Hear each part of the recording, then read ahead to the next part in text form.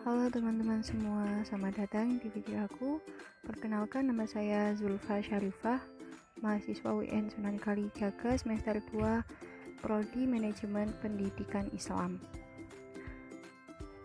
Video ini diajukan untuk memenuhi tugas UTS mata kuliah manajemen peserta didik yang diampu oleh Ibu DRA Hajah Wiji Hidayati MAG.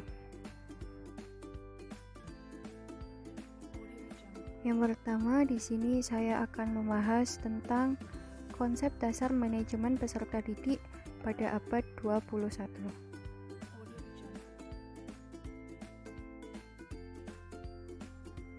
Konsep dasar peserta didik pada abad 21 merupakan kemampuan dasar yang harus dilatih, diasah, dan dikembangkan secara terus-menerus atau berkelanjutan, sehingga menjadi potensial dalam melakukan sesuatu. Kehidupan abad 21 menuntut adanya keterampilan peserta didik untuk siap menghadapi tantangan yang ada. Keterampilan tersebut diistilahkan dengan 4C. Nah, apa sih 4C itu? Apa saja? Setelah ini mari kita akan bahas satu persatu tentang 4C yang menjadikan konsep dasar peserta didik itu. Yang pertama, critical thinking, 2, communication, 3, collaboration, dan yang terakhir ada creativity.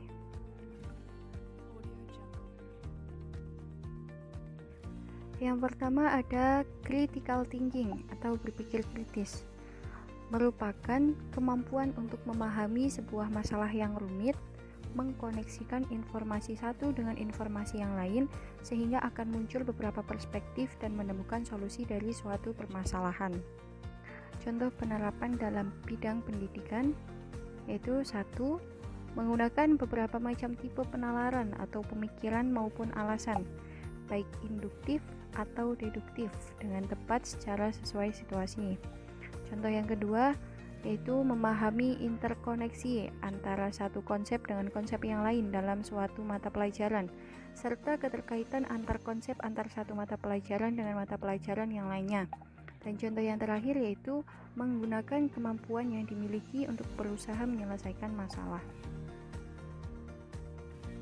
Selanjutnya ada communication atau kemampuan berkomunikasi, merupakan keterampilan yang sangat berharga di dunia kerja dan kehidupan sehari-hari. Tujuan utama komunikasi adalah mengirimkan pesan melalui media yang terpilih agar dapat diterima dan dimengerti oleh penerima pesan. Keterampilan yang diterapkan dalam proses pembelajaran lain antara lain mencakup tentang 1. Memahami, mengelola, dan menciptakan komunikasi yang efektif dalam berbagai bentuk dan isi secara lisan, tulisan, dan multimedia. Dan kedua, menggunakan kemampuan untuk mengutarakan ide-idenya, baik itu pada saat berdiskusi di dalam dan di luar kelas maupun bertuang pada tulisan. Dan yang ketiga yaitu menggunakan alur pikir yang logis, terstruktur sesuai dengan kaidah yang berlaku. Selanjutnya nomor 3 ada tentang collaboration atau kemampuan bekerja sama dengan baik, merupakan kemampuan untuk bekerja sama, saling bersinergi, beradaptasi dalam berbagai peran dan tanggung jawab, bekerja secara produktif dengan yang lain, serta menempatkan empati pada tempatnya dan menghormati perspektif yang berbeda. Dengan ini, maka setiap individu akan mengisi kekurangan dengan kelebihan masing-masing. Contoh penerapan dalam proses pembelajaran antara lain 1. Memiliki kemampuan kerjasama berkelompok. Yang kedua, beradaptasi dalam berbagai peran dan tanggung jawab, bekerja secara produktif dengan yang lain. Dan yang ketiga, mampu berkompromi dengan anggota yang lain dalam kelompok agar tercapainya tujuan yang ditetapkan. Yang keempat yaitu creativity atau kemampuan kreativitas, merupakan kemampuan untuk mengembangkan, melaksanakan, dan menyampaikan gagasan-gagasan baru kepada yang lain. Kreativitas akan sangat tergantung kepada pemikiran kreatif seseorang, yaitu proses akal budi seseorang dalam menciptakan gagasan baru. Kreativitas yang bisa menghasilkan penemuan-penemuan baru yang sering disebut dengan inovasi. Keterampilan kreativitas dan inovasi antara lain 1.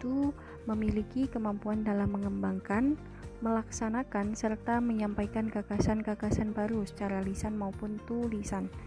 Yang kedua yaitu menggunakan kegagalan sebagai wahana pembelajaran. Dan yang terakhir yaitu bersikap terbuka dan responsif terhadap perspektif baru dan berbeda.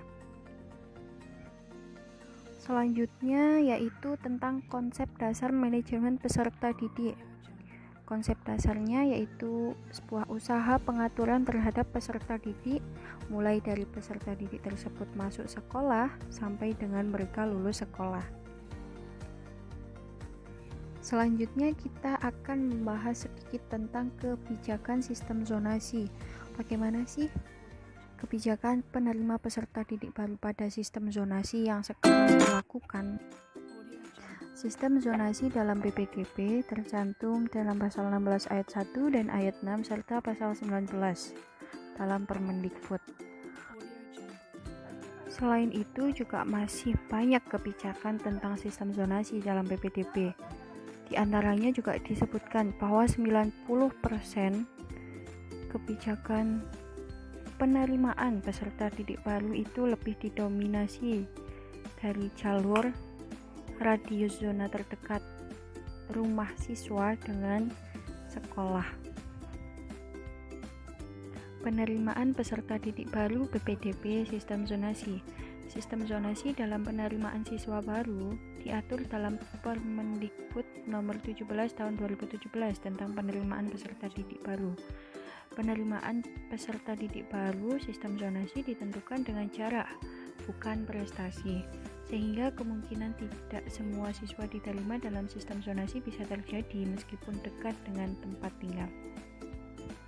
Selanjutnya, subbab terakhir yang akan saya bahas di sini yaitu tentang orientasi dan pengelompokan peserta didik. Orientasi merupakan kegiatan penerimaan siswa baru dengan mengenalkan situasi dan kondisi lembaga pendidikan atau sekolah, yang mana merupakan tempat peserta didik itu menempuh pendidikan. Perkenalan tersebut dapat melalui kegiatan-kegiatan yang harus diikuti oleh siswa baru dalam masa orientasi siswa atau yang biasa kita sebut dengan MOS, dengan tujuan agar peserta mengenal keadaan-keadaan di sekolah. Hal ini dimaksudkan agar siswa nanti tidak akan mengalami kejanggalan dalam menempuh studi. Nah, di sini bisa kita lihat ya foto dari kegiatan MOS yang dilakukan.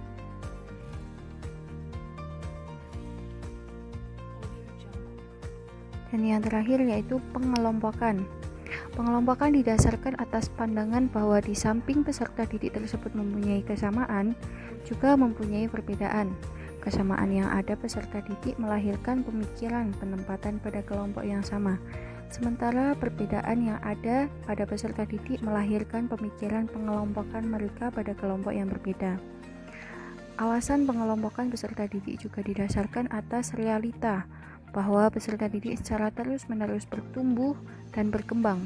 Pertumbuhan dan perkembangan peserta didik satu dengan yang lain itu juga berbeda. Oke, mungkin cukup itu yang bisa saya sampaikan. Sekian dan terima kasih. Mohon maaf apabila ada salah kata dalam penyampaian materi. Semoga bisa dipahami dan bermanfaat bagi kalian semua. Terima kasih.